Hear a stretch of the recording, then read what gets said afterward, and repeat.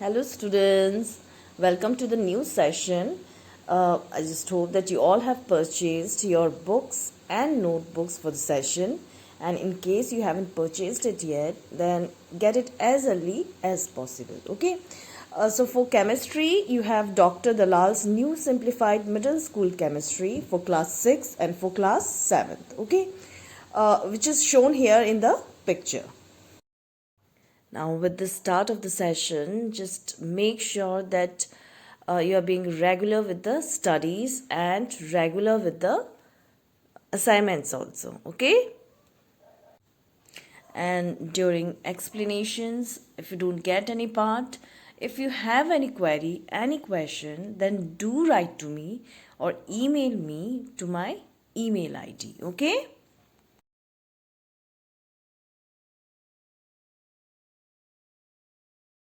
Hello students, how are you all? I just hope that you all are safe at your places. Now students, first of all, I welcome you to the new session 2021-2022.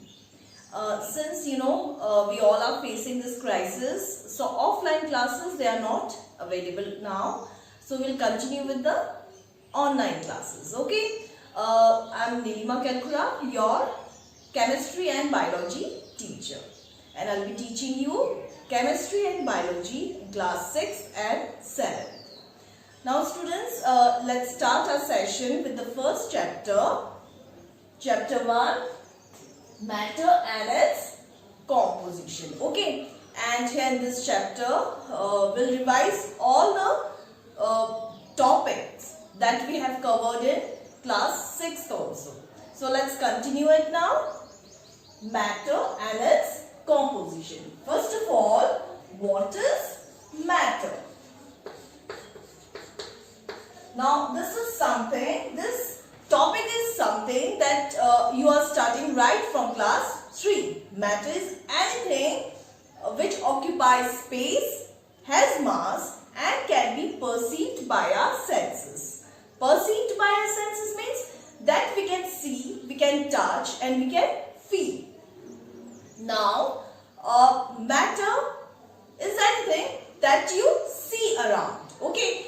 Be it blackboard, be it chalk, be it duster, scale, table, chair, anything that you see around which has a shape or it doesn't have a shape, like air. Air doesn't have a shape, but it is a state of matter, okay? So, anything that we see around us is matter. Now, matter has 3 states of matter. What are they? Solid, liquid and gases. So, all these 3 states of matter that we see around has mass, it occupies space and can be perceived by our senses. That means that we can see, we can touch and we can feel. Air we cannot see, we cannot touch also, but we can feel it. Okay. Now, let's continue with the 3 states of matter. So, matter has 3 states. What are they? Solid, liquid and the third state is gas. Okay. So these are the 3 states of matter. Now can you give some examples of solid, liquid and gas? Yes. Examples of solid are chalk, duster, blackboard, etc. And examples of liquids are juice, water, oil. And examples of gases are air, oxygen, carbon dioxide, nitrogen, hydrogen. All these gases are the examples of gas. To show that the 3 states of matter have mass, there is an experiment that I'll be showing you that how the three states of matter, solid, liquid and gases, they have mass or they have weight. Okay, so here's an experiment. There are three weighing machines over here. Weighing machines, you know, it's a machine which is used to weigh things. You can see this easily in grocery stores or in other shops also, where the shopkeepers, what they do, they weigh things over it. Okay, so there are three weighing machines here, and I'm going to put all the three states of matter one by one to show that they have mass or they have weight. Now in first machine, weighing machine, if I keep a soap. Now soap is the solid state of matter. Okay, soap is a solid state of matter. If I keep the soap over here, then the weighing machine, it shows some weight. See, 10 grams. This means that the soap has weight. That means the soap has mass. That means solid has mass. Okay. Now the second one is, in the second machine, if I keep a bottle filled with liquid, filled with water. Okay. Now water is the liquid state of matter. And if I keep this bottle over here in the second weighing machine, then the weighing machine, it shows some weight.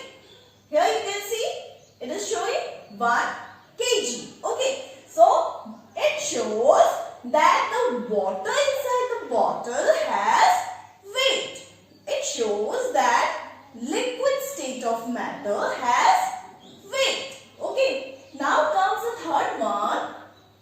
The third weighing machine is here, and if I keep a deflated balloon is the balloon which doesn't have air inside it. Okay, if I suppose in place of this balloon, air-filled balloon, if I keep a deflated balloon here, okay, like this, deflated balloon is the balloon which doesn't have air inside it. Okay, so if I keep the deflated balloon here, then the weighing machine will show some weight. For example, it shows 1 gram. Okay, now if I fill air inside it, if I fill air inside the balloon, then, and if I keep the same balloon, air-filled balloon, over the weighing scale, then it will show some weight. For example, 4 grams. Then can you see the difference between the deflated balloon and air-filled balloon? Yes, it definitely shows some difference. That means that air inside the balloon has weight. That air inside the balloon has mass. Okay, so this experiment here shows that all the three states of matter have mass, or all the three states of matter have weight. Okay. Now students, to show that all the three states of matter, they occupy space, here's an experiment. Okay. So here is a glass which is half filled with water. Okay. And I have marked the level of the water as A. Okay. And this is a stone. Stone is a solid state of matter, and water is the liquid state of matter. And now if I keep the stone, or if I insert the stone inside the glass which is filled with water marked as level A here, then there will be increase in the height, increase in the volume of the water. Okay, you can see it increases its volume, it increases and reaches here at the point B. Okay, so here you can see that when stone, which is the solid state of matter, is put inside the liquid, then it displaces its place, okay, or it changes its place. So the level of the water increases and it reaches here marked as level B, okay. So it shows that the stone or the solid, it displaces water, which is the liquid form of or liquid state of matter, showing that both solid and liquid, they occupy space, okay. Now here's activity 2, okay. Here in this activity I'll show you that air occupies space. Now how? This is a tumbler which is half filled with water and here is the empty cup, okay. So what I'm going to do, I'll take the cup inverted. Inverted means ulta, okay. So inverted, and if I take this cup inverted and if I place it here inside the tumbler, and if I after reaching here in the level of water, if I tilt the cup like this, then the air inside the cup